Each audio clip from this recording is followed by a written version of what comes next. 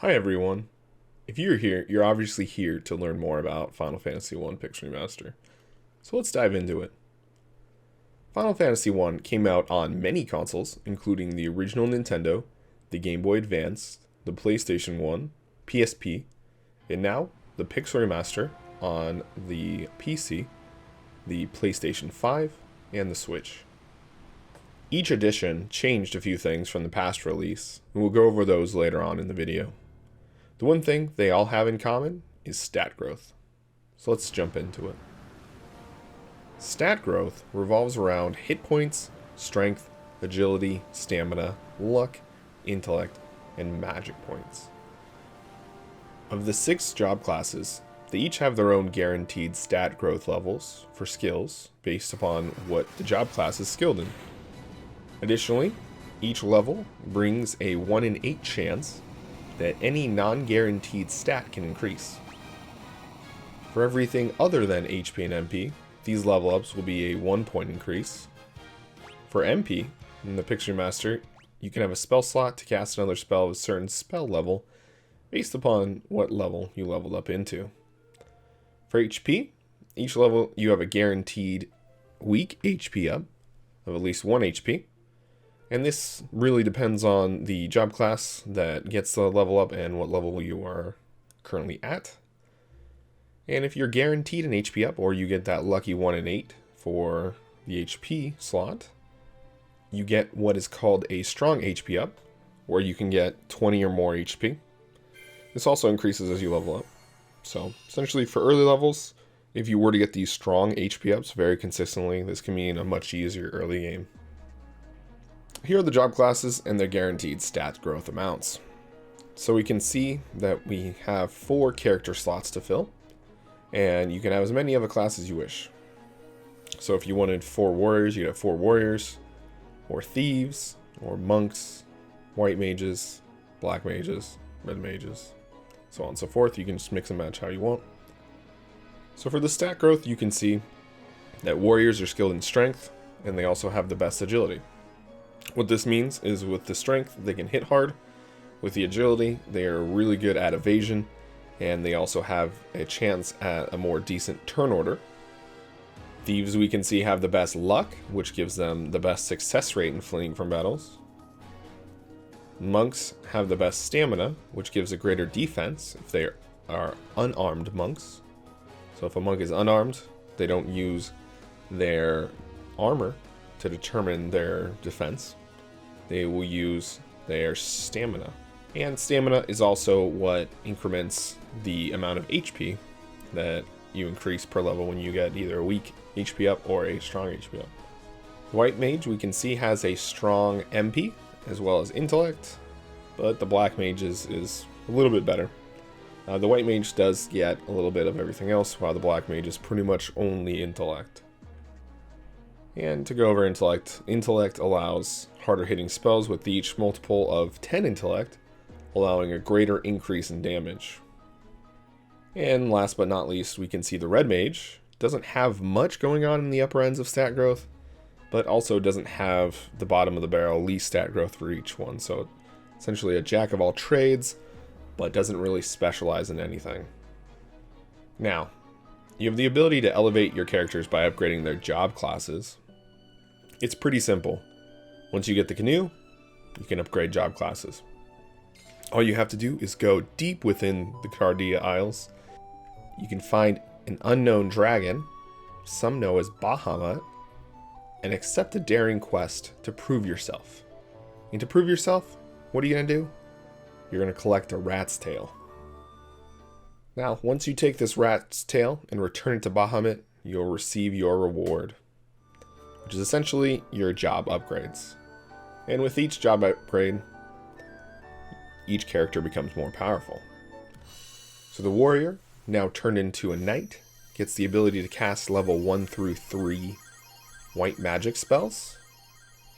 The thief, now a ninja, gets to cast level 1 through 4 black magic spells.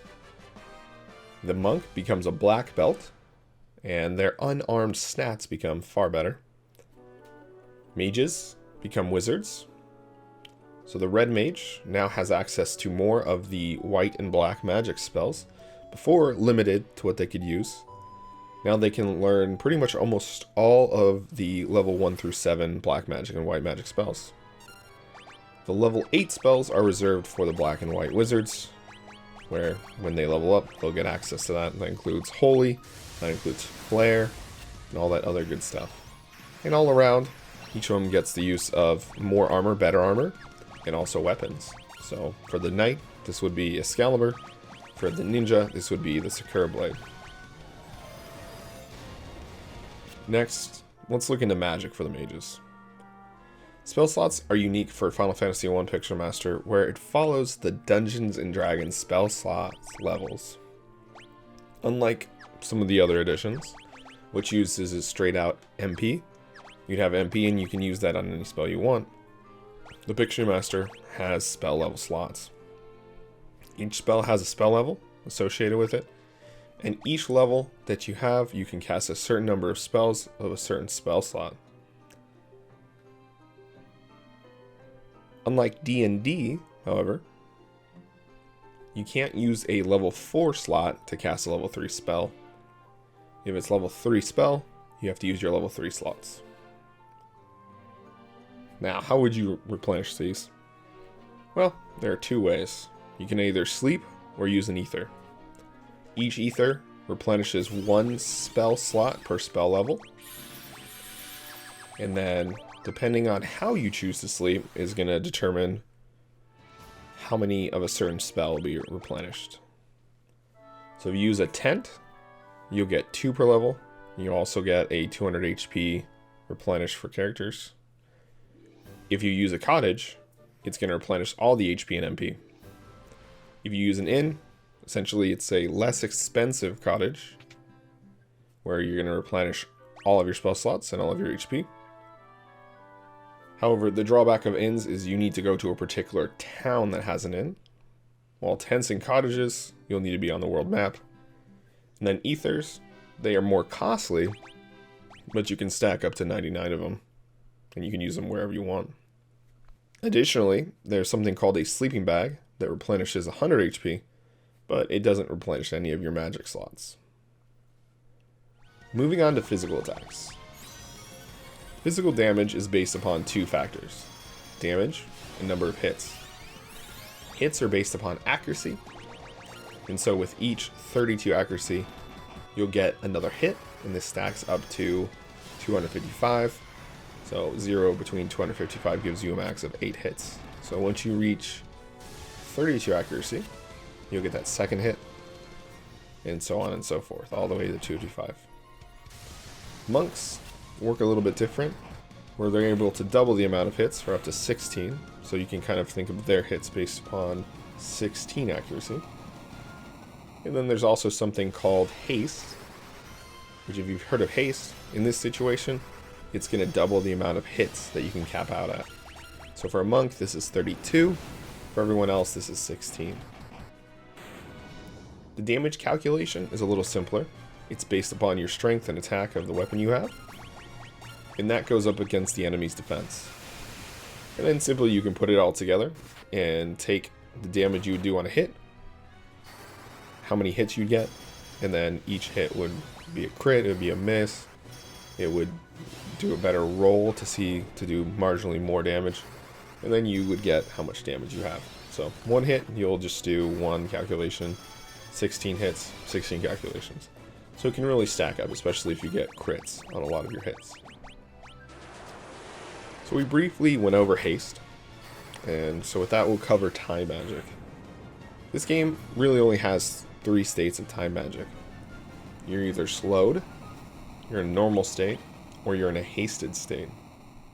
With slow, you're essentially a 0x multiplier on how many hits you can do, but you have to default at 1. So if you're slowed, you'll do 1 hit. You can't do any more than that.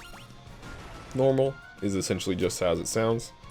You're going to use your accuracy to determine your hits, and then hasted, you'd get double that amount. With this also means that you would need to go from slowed to normal to hasted to get to the hasted state. So if you are slowed and use haste, that will take you to a normal state. You have to use that spell again. This also means that once you are hasted, hasting again won't help you. Looking at you, Chaos. One of the biggest changes in the Pixel Remaster is how encounters work. So, each encounter in the Pixel Remaster is completely random. Where in original versions, it would be based upon what tile you stepped on and what step you're at. In the Pixel Remaster, it's completely randomized. So the steps the next encounter is randomized. It has a general range. You can think of it kind of like between 26 and 35 on the world map at the beginning of the game. And that is calculated once you complete your last encounter. So the game doesn't even calculate that until the encounter is over. Additionally, if you were to save the game, walk the amount of steps, it would be the same because the game has already calculated, 26 steps, 28 steps. But if you were to save and redo the steps, you'd get a completely different encounter, or at least the chance to get a completely different encounter. So the encounter is not selected until you get the encounter, making the Pixel Remaster a completely random game and creates a different environment each time compared to a game with a step route where after a certain amount of steps, if you land on a certain tile, you already know what enemy is going to be there. We talked about a little bit about saving. So another unique things about the Pixel Remasters as a whole is they have the autosave feature, which every time you go into a different room it autosaves, as well as the quick save feature that you can use anywhere in the game. So you can literally save right next to Chaos, and if you die or you want to fight Chaos again, you can just load that save. So that's it on the analysis of Final Fantasy 1. There are plenty of additional resources and more things that go into this game that are out there. Personally, I referenced strategywiki.org, finalfantasy.fandom.com, and I also used a myriad of knowledge and documents from my fellow speedrunners, who you can check out at speedrun.com/ff1. Thanks for watching. Go ahead and like, comment, and subscribe if you want to see more, or you have any questions. I'll see you around.